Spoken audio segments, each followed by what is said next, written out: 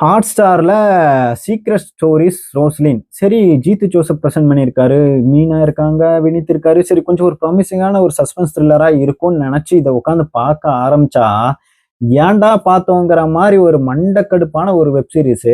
மொத்தம் 6 எபிசோடு இருக்கிறதுல முதல் நிறைய பேர் நான் பார்க்கறதுக்கு முன்னாடி நிறைய பேர் ரிவ்யூ போட ஆரம்பிச்சிட்டாங்க. முதல் 3 எபிசோட் ரொம்ப மாட்டோம், கடைசி எபிசோட் ஆஹா ஓஹோ அப்படி இருக்கின்ற மாதிரி. சரி, அப்படி என்னதான் போர் அடிச்சிட போகுதுன்னு ஃபர்ஸ்ட் உட்காந்து பார்த்தா முதல் 3 எபிசோட்ல மண்டை காஞ்சிருச்சு.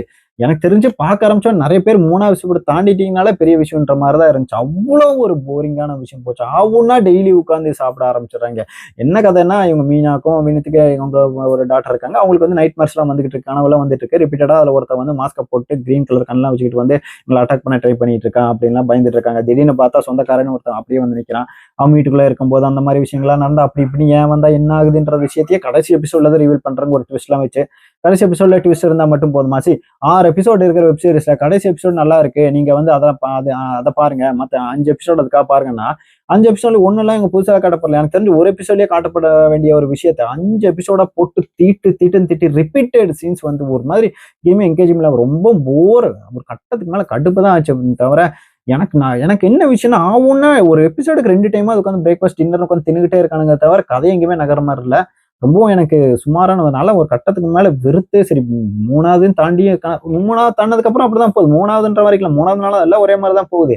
சரி, வேற வழியில பாதி கிணறு தாண்டியாச்சு, மீதி தாண்டி ஆகணுன்ற வழி இல்லாம உட்காந்து பார்த்து முடிச்சா ஜீச்சு தோசை பிரசன்ட் பண்றாங்கன்ற இடத்துலதான் நம்மள விழுந்துட்டோம். ரொம்ப ரொம்ப சுமாரான ஒரு வெப் சீரிஸ். எனக்கு டைமே இல்லை, ஏதாவது ரொம்ப நல்லா வெப் சீரிஸ் தான் பார்ப்பேன்றவங்கள தயவு செய்து இதெல்லாம் ஸ்கிப் பண்ணிருக்கேன். ஏன்னா இதான் பார்த்தா கண்டிப்பா வெப் சீரிஸ் பார்க்குற ஒரு இதே போயிடும். இல்ல எனக்கு ரொம்ப வெட்டியா இருக்கேன், இந்த மாதிரி விஷயங்கள் அப்படி என்னதான் பண்ணி வச்சிருக்காங்க நான் பார்க்கணும்னு நினைச்சீங்கன்னா மட்டும் ட்ரை பண்ணுங்க.